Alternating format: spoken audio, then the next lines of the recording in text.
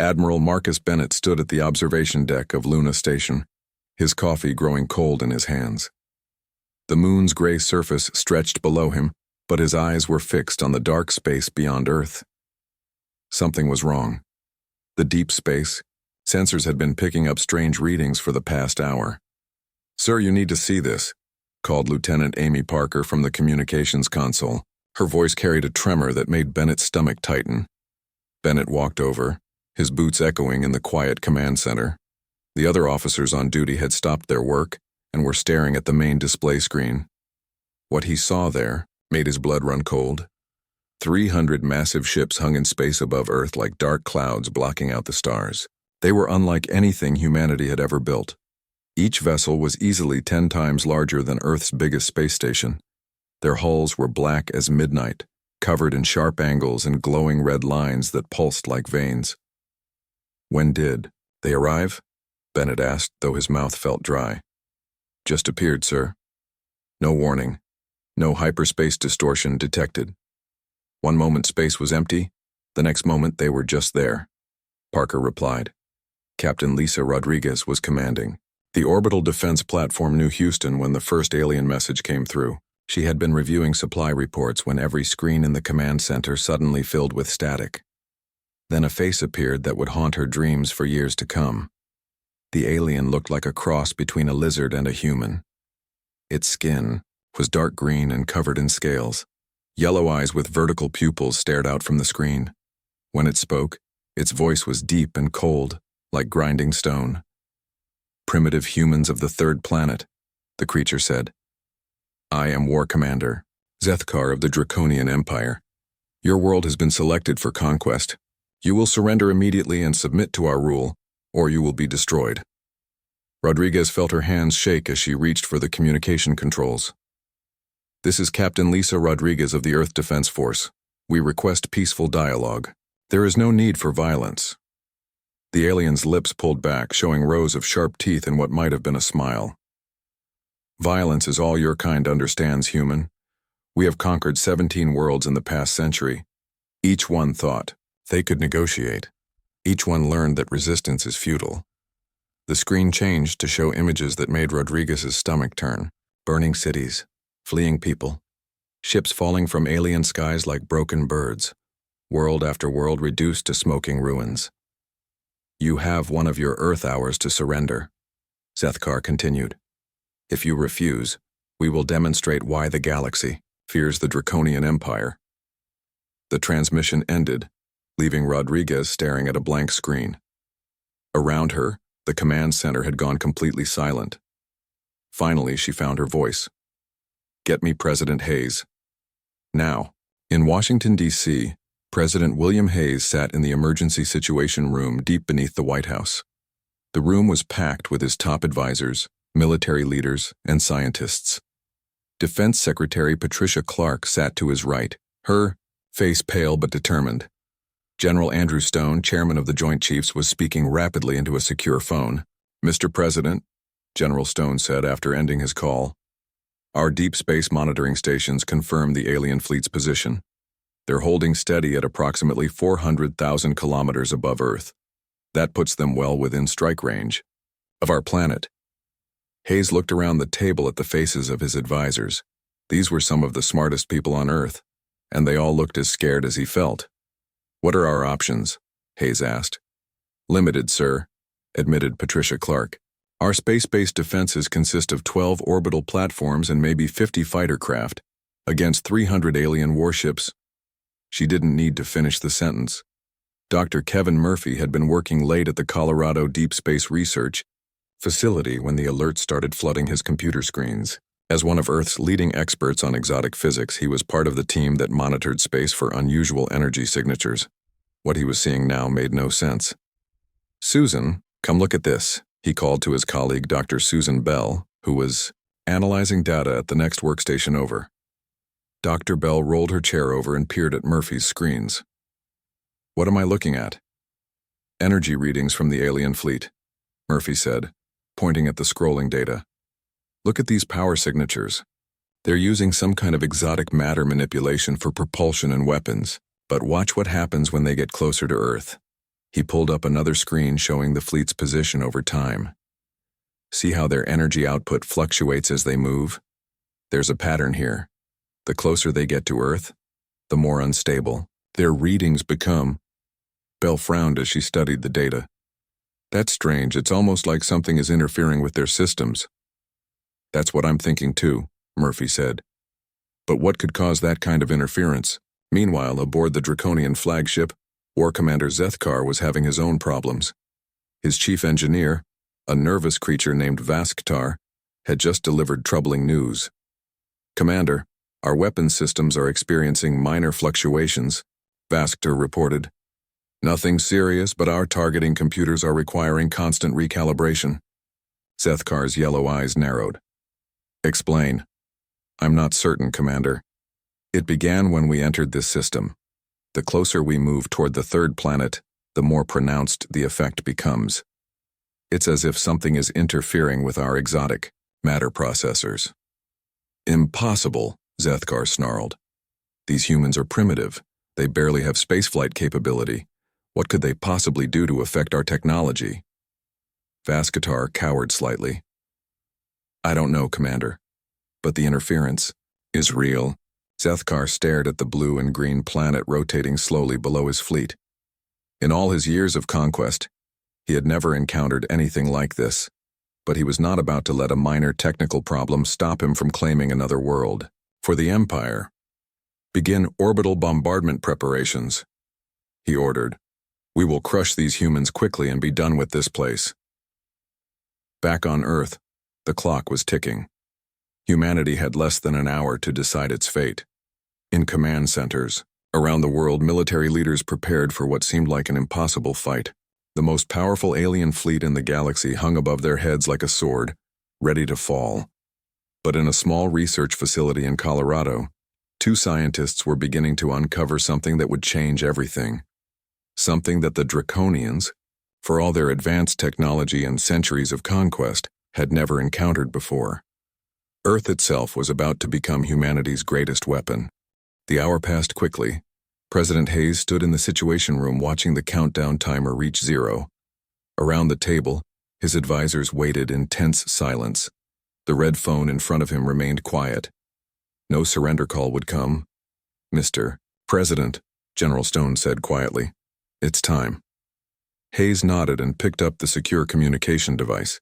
His voice was steady when he spoke, though his hands trembled slightly. This is President William Hayes of the United States of America, speaking for all of Earth. We reject your demand for surrender. Humanity will not bow to threats or intimidation. If you want our world, you'll have to take it. The response came quickly. War Commander Zethkar's scaled face filled the screens throughout the command center. His yellow eyes burned with anger. Then you have chosen death, human. Watch as we demonstrate the price of defiance.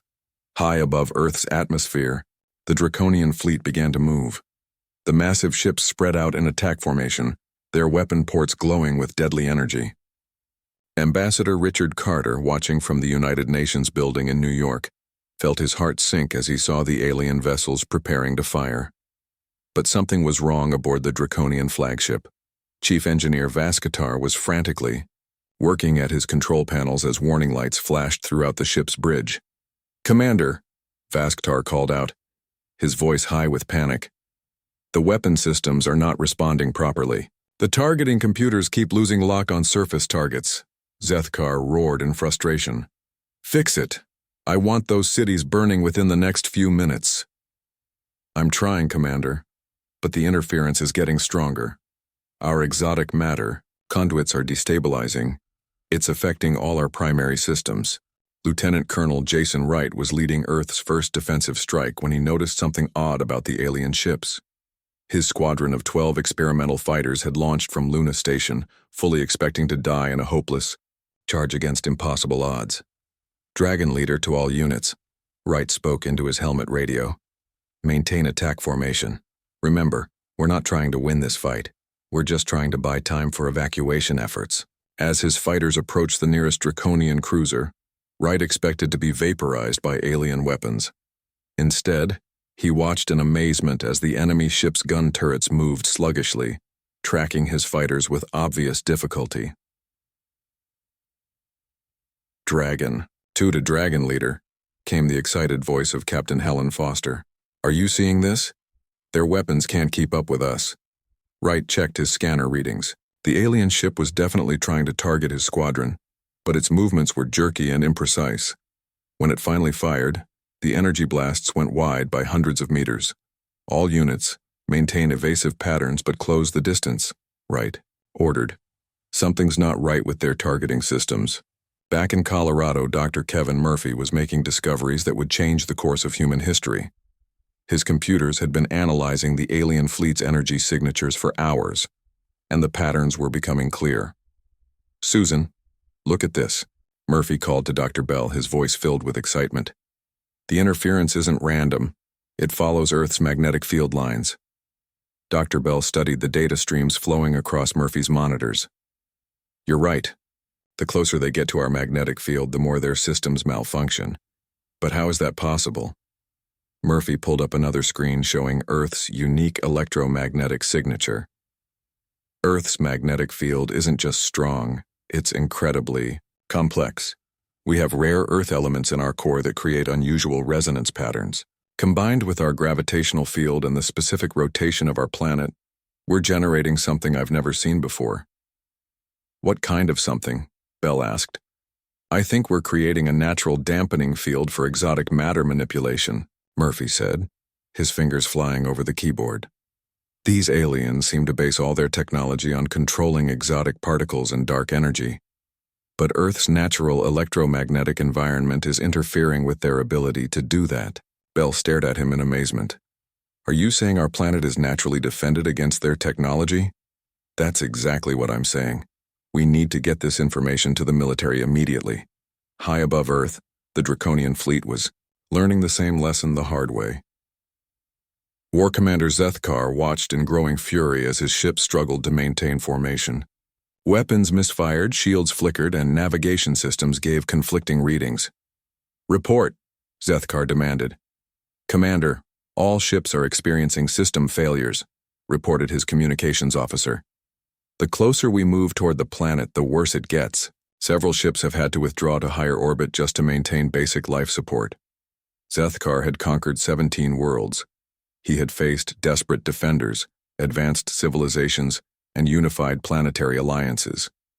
But he had never encountered anything like this. His technological superiority, the foundation of Draconian power, was being stripped away by the very planet he was trying to conquer. Meanwhile, Colonel Sarah Davis at NORAD was coordinating Earth's defense from deep inside Cheyenne Mountain. The reports flooding in from around the world painted a confusing but hopeful picture. Ma'am, called Sergeant Mike Torres from the communication station, we're getting reports from all defense installations. The alien ships are having serious problems. Ground-based radar shows multiple ships breaking formation and retreating to higher orbits. Davis felt a surge of hope. What's our status on the fighter squadrons? Dragon Squadron reports successful engagement with minimal casualties. The aliens' weapons seem to be malfunctioning. Phoenix Squadron is pressing their attack on the ships above the Pacific. NASA Administrator Paul Anderson was watching the battle unfold from Mission Control in Houston. As a scientist first and administrator second, he was fascinated by what he was seeing. Get me Dr. Murphy in Colorado, Anderson ordered his staff. I want to know everything he's learned about these interference patterns. Within minutes, Anderson was on a secure video call with the Colorado Research Facility. Dr. Murphy's excited face filled the screen. Paul, this is incredible, Murphy said without preamble. Earth isn't just defended against these aliens. We're like a giant bug zapper for their technology. The closer they get, the more their systems shut down. How close? Anderson asked. We're still gathering data, but it looks like anything below 100,000 kilometers altitude starts experiencing serious problems. Below 50,000 kilometers, their technology begins failing completely. Anderson felt his pulse quicken. Kevin, you might have just given us the key to winning this war. Back in space, Lieutenant Colonel Wright was leading his fighters in the most successful attack run in human history. His squadron had destroyed 2 Draconian scout ships and damaged a cruiser without losing a single pilot. Dragon Leader to Luna. Base, Wright reported. Confirmed 2 enemy vessels destroyed. Repeat, we have achieved kills on alien targets. Their weapons appear to be completely ineffective at close range. The news spread quickly through Earth's command structure. From the Pentagon to NORAD, to orbital platforms around the world, human defenders began to realize that the impossible was happening. The galaxy's most feared conquerors were being stopped by something they had never encountered before. In the Draconian flagship, War Commander Zethkar faced a crisis that challenged everything he believed about warfare and conquest. His fleet, invincible for over a century, was being defeated by a primitive world that shouldn't have been able to scratch his ship's paint. All vessels, withdraw to 200,000-kilometer orbit, he finally ordered, his voice heavy with defeat. We need time to analyze this interference and develop countermeasures. As the alien fleet pulled back from Earth, humanity got its first taste of victory against impossible odds. But the war was far from over, and both sides were about to learn that the battle for Earth would be unlike anything the galaxy had ever seen. War Commander Zethkar paced the bridge of his flagship like a caged animal. 3 days had passed since his fleet's humiliating retreat, and his engineers still had no answers. The mysterious interference from the human world was getting stronger, not weaker. Commander, Chief Engineer Vaskatar approached nervously. I have completed the analysis of our system failures. Zethkar's yellow eyes fixed on him. Explain. The interference appears to be coming from the planet itself. Their magnetic field is somehow disrupting our exotic matter processors. The effect gets stronger the closer we approach their world. Then we attack from maximum range. Zethkar snarled. Commander, that won't work. Our weapons lose effectiveness. Beyond 100,000 kilometers, we need to get closer to do any real damage, but getting closer means our systems fail. Zethkar slammed his fist on the command console. Impossible! We are the Draconian Empire. We have crushed worlds across the galaxy. I will not be defeated by a primitive backwater planet. His pride would not let him retreat. Against all tactical wisdom, Zethkar ordered another attack. This time he would throw everything at the humans in one massive assault. Down on Earth, Admiral Marcus Bennett was coordinating the planet's defense from Luna Station. The past 3 days had been busy ones. Earth's military forces had been studying the alien technology and developing new strategies. Admiral, Captain Lisa Rodriguez reported from the new Houston platform. Our deep space sensors show the alien fleet is moving again. All ships are descending toward attack position. Bennett nodded grimly. They're coming back for round 2. All defense platforms, prepare for engagement, launch all available fighters. This time humanity was ready. Lieutenant Colonel Jason Wright led an expanded fighter wing of 36 craft toward the approaching Draconian fleet. The pilots were no longer flying a desperate last stand. They were hunters moving in for the kill. All units, remember what we learned, Wright spoke into his radio. Stay below 50,000 kilometers altitude. At that range, their shields don't work and their weapons can't target us properly. Captain Helen Foster, flying as Wright's wingman, checked her weapon systems. Her fighter carried a full load of conventional missiles and kinetic rounds. Against the aliens' failing technology, simple human weapons were proving devastatingly effective. Dragon Leader, I have visual contact with the enemy fleet, Foster reported. They're spreading out in attack formation, but they're staying high. Looks like they learned from last time. Copy that, Dragon 2. All fighters maintain low altitude and prepare for vertical attack runs. The first alien ship to venture to Low was a Draconian destroyer that tried to target the orbital platform New Houston. As soon as it dropped below 80,000 kilometers, its shields began flickering. Captain Rodriguez didn't waste the opportunity. All weapons target the destroyer. Fire at will. The platform's railgun batteries opened up with devastating effect.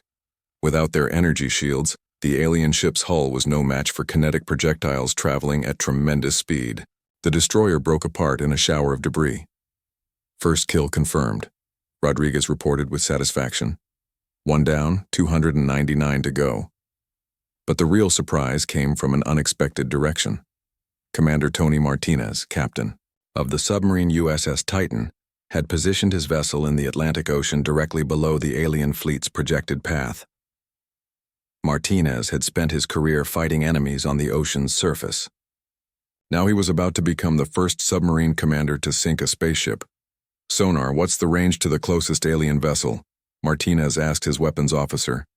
"Sir, the large cruiser is directly overhead at 45,000 kilometers altitude. It's well within range of our vertical launch missiles." Martinez smiled grimly. "Then let's see how these space lizards handle good old-fashioned human torpedoes. Fire all tubes." 24 missiles erupted from the Titan's vertical launch cells, streaking upward through the atmosphere toward the Draconian cruiser. The alien ship's sensors detected the incoming weapons, but its point defense systems were malfunctioning badly due to Earth's interference. The missiles struck the cruiser's hull like hammer blows. Without functioning shields, the alien vessel couldn't absorb the damage. Explosions rippled along its length as internal systems overloaded and failed. "Direct hits across the target," reported the weapons officer. "The alien ship is breaking up." Similar scenes were playing out across the globe. In the Pacific, the carrier USS Enterprise launched fighter strikes against alien vessels that ventured too close to Earth's surface. In Europe, ground-based missile batteries fired surface-to-space rockets at Draconian ships trying to attack major cities. Dr. Kevin Murphy and Dr. Susan Bell watched the battle unfold from their research facility in Colorado.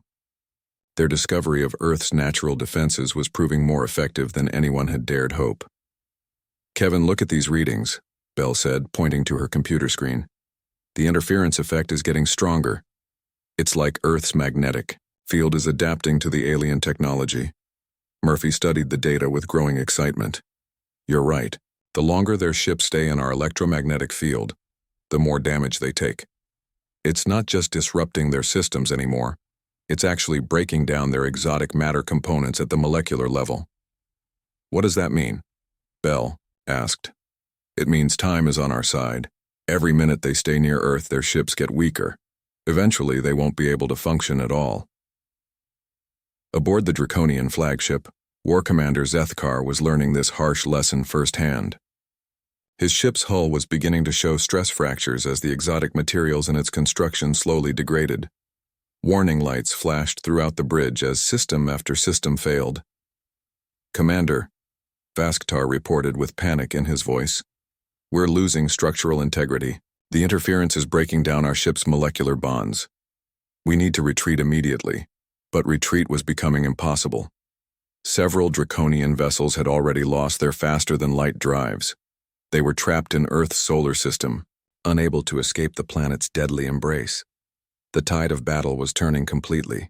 Human fighters swarmed around crippled alien ships like wolves attacking wounded prey.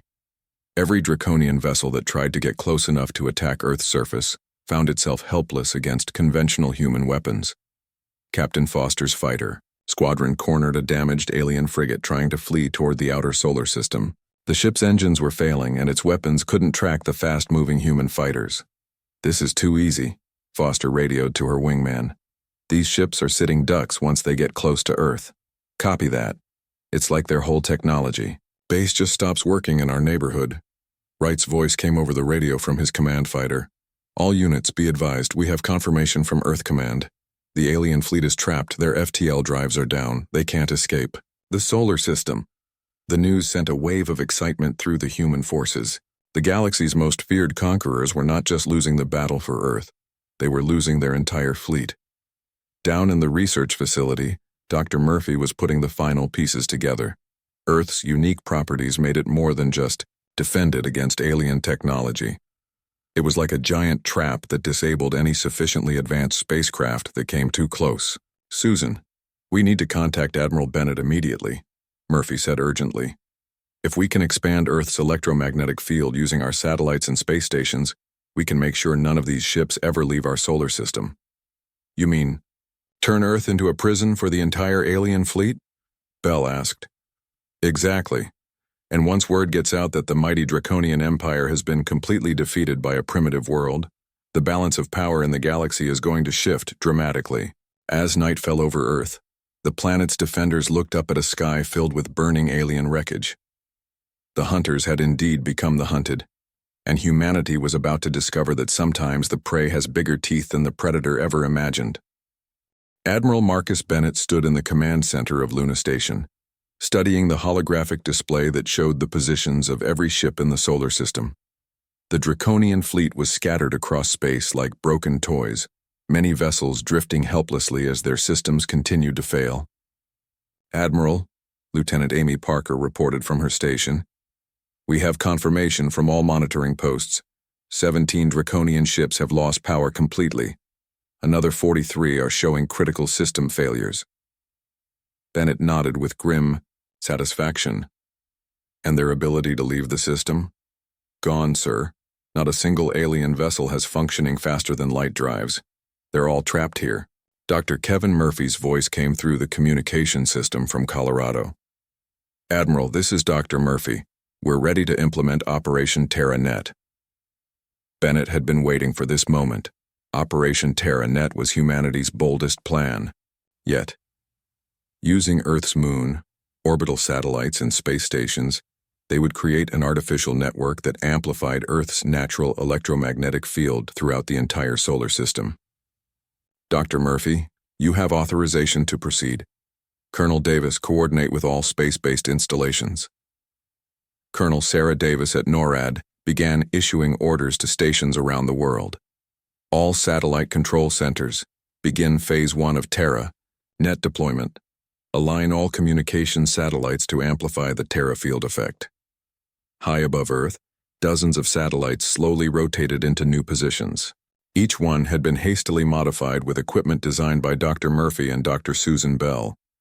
The satellites formed a geometric pattern that focused Earth's electromagnetic interference into a web spanning millions of kilometers. On the moon, Luna, station's massive radio telescopes were repurposed as field generators. The station's nuclear reactor was pushed to maximum output, feeding power into the amplification system. War Commander Zethkar felt his flagship shudder as the TerraNet came online. Warning alarms filled the bridge as his ship's remaining systems began failing even faster than before. "Commander," Chief Engineer Vaskatar called out desperately, "the interference just increased by 300%. Our life support systems are beginning to fail. The ship's hull is developing structural cracks." Zethkar stared at the blue planet below, finally understanding the trap that had been set for his fleet. The humans had turned their entire solar system into a cage specifically designed to destroy Draconian technology. "How long until complete system failure?" Zethkar asked quietly. "At this rate, sir, perhaps 6 hours. Maybe less." For the first time in his military career, Zethkar felt genuine fear. His fleet was dying around him, and there was nothing he could do to stop it. Captain Lisa Rodriguez was leading a boarding party toward the crippled Draconian cruiser that had been threatening the new Houston platform. The alien ship was now floating dead in space, its crew trapped inside a vessel that was slowly falling apart. "Remember, people," Rodriguez told her boarding team as their shuttle approached the alien ship, "these creatures are dangerous even without their technology. Stay alert and watch each other's backs." The shuttle docked with the alien vessel through a breach in its hull. Rodriguez was the first through the airlock, her weapon ready. What she found inside surprised her. The Draconian crew members were much smaller than they appeared on the communication screens. Without their powered armor and technological enhancements, they looked almost fragile. Several aliens cowered in the corridors, clearly terrified of the human boarding party. "Secure the ship," Rodriguez ordered her team. "Take any survivors into custody, but treat them humanely." As her team moved through the alien vessel, Rodriguez studied the exotic technology that lined the walls. Much of it was now dark and silent, broken down by prolonged exposure to Earth's Terra field. She could see why the Draconians had seemed so powerful. Their entire civilization was built on manipulating exotic matter and dark energy. But without that technology, they were surprisingly vulnerable. President William Hayes addressed the world from the Oval Office that evening. The speech was broadcast to every nation on Earth and transmitted into space for any aliens who might be listening. "My fellow humans," Hayes began, "today marks a turning point not just for Earth but for our entire galaxy. The Draconian Empire, which has terrorized countless worlds for over a century, has been completely defeated by the combined forces of humanity. He paused, looking directly into the camera. We did not seek this war. We offered peace and were answered with threats of destruction. But we have proven that advanced technology cannot overcome the human spirit, strategic thinking, and the will to defend our home. In the Colorado Research Facility, Dr. Murphy and Dr. Bell were monitoring the effects of Operation TerraNet. The results exceeded their wildest hopes. "Susan, look at this," Murphy said, pointing to his computer screens. "The Terra field is now stable throughout the inner solar system. Any ship using exotic matter technology that enters this space will be completely disabled within hours." Bell studied the data with amazement. "We've essentially turned Earth into the galaxy's largest defensive fortress. No advanced alien fleet will ever be able to threaten us again." "And there's more," Murphy continued. "I'm detecting energy signatures consistent with faster-than-light communication systems throughout the Draconian fleet. Their distress signals are being transmitted across the galaxy." Bell realized the implications immediately, which means every civilization in known space will soon learn that the mighty Draconian Empire has been completely destroyed by a primitive world they considered beneath notice. Ambassador Richard Carter was already receiving the first responses to those distress signals. In the United Nations building, his communication equipment was lighting up with incoming messages from across the galaxy. "Mr. Ambassador," his aide called out excitedly, "we're receiving first contact protocols from 17 different alien civilizations. They all want to establish diplomatic relations with Earth immediately." Carter smiled as he read the translated messages. Species that had hidden from the Draconians for centuries were suddenly eager to make friends with the world that had accomplished the impossible. Commander Tony Martinez surfaced the USS Titan in the middle of the Atlantic Ocean to watch the final act of the battle. Above him, the last functioning Draconian ships were surrendering one by one as their systems failed completely. "Captain," his communications officer reported, "we're receiving surrender transmissions from the alien fleet. War Commander Zethkar is requesting terms for the survival of his remaining crew." Martinez looked up at the stars, barely believing what had happened. A few days ago, humanity had faced extinction. Now they had captured the galaxy's most powerful military force using nothing but Earth's natural properties and human ingenuity. On Luna Station, Admiral Bennett received the formal surrender of the Draconian fleet. War Commander Zethkar appeared on the communication screen one final time, but now he looked defeated and desperate. "Human Admiral," Zethkar said, his voice no longer carrying its former arrogance, "I surrender what remains of my fleet. I request mercy for my crews. We are no longer a threat to your world." Bennett studied the alien commander who had threatened to destroy Earth just days before. "Commander Zethkar, your crews will be treated according to the laws of war. But understand, your fleet will never leave the solar system. Earth is now your permanent home." As the last Draconian ship powered down and drifted silent in space, humanity began to realize the magnitude of what they had accomplished. They had not just defended their world. They had captured the galaxy's most feared military force and were about to become a major player in galactic politics. The trap had sprung perfectly, and the hunters had become the prisoners of their intended prey. 3 weeks after the surrender of the Draconian fleet, Ambassador Richard Carter stood in the newly constructed Galactic Communications Center in Geneva. The building had been hastily put together to handle the flood of alien contact requests that were pouring in from across the galaxy. "Mr. Ambassador," his assistant called out, "we have another priority message from the Galactic Council. They're requesting an immediate audience with Earth's leadership." Carter nodded as he reviewed the translated message on his screen. The Galactic Council represented over 200 civilizations that had been cowering under Draconian rule for decades. Now they were all desperate to speak with the humans who had done the impossible. "Schedule the meeting for tomorrow," Carter replied, "and make sure President Hayes is available." Across the galaxy, the news of the Draconian defeat was spreading like wildfire. On the planet Zerion Prime, Council Representative Vorthan was addressing an emergency session of surviving galactic leaders. "Fellow beings," Vorthan announced to the assembled aliens, "I bring you news that will change the balance of power in our galaxy forever. The Draconian Empire has been completely destroyed by a species we had classified as primitive. Gasps and shocked whispers filled the council chamber. A representative from the Altonian Republic stood up, his blue skin pale with disbelief. Representative Vorthen, surely you mean they were defeated in battle? The Draconians could not have been completely destroyed. I have reviewed the intercepted communications from their fleet, Vorthen replied grimly. 300 Draconian warships entered the Sol system 3 weeks ago. Not a single vessel escaped. Their entire fleet is now captured or destroyed. The chamber erupted in excited chatter.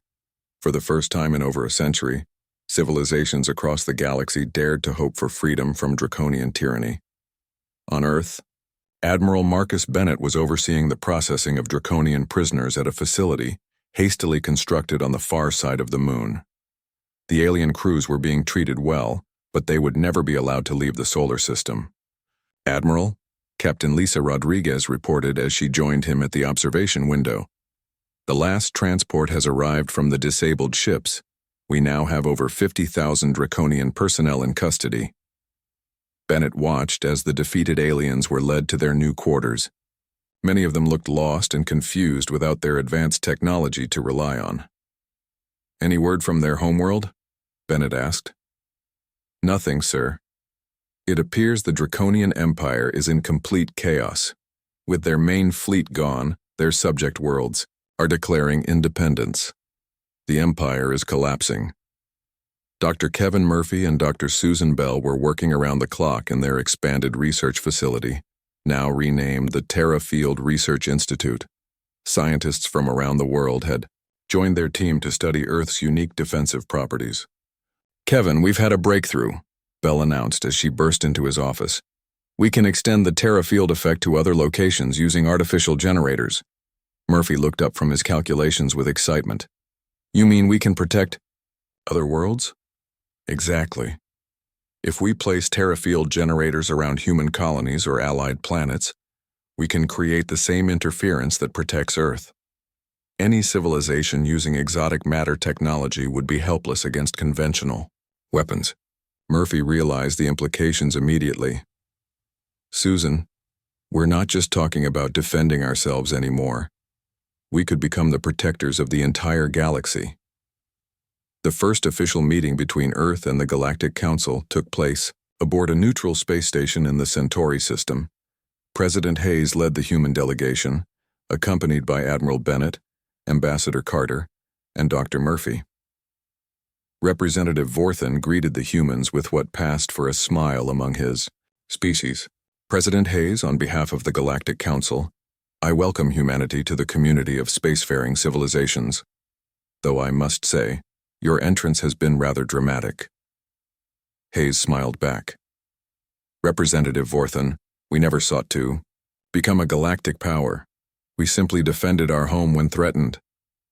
And in doing so, you have freed countless worlds from Draconian oppression, Vorthen replied. We would like to formally invite Earth to join the Galactic Council as a founding member of what we hope will be a new era of peace and cooperation.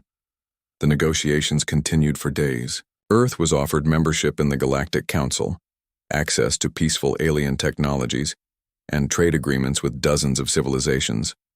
In return, humanity agreed to share their Terra Field technology with worlds threatened by advanced aggressors. Captain Helen Foster was leading the first human deep space patrol when they encountered refugees from the former Draconian territories.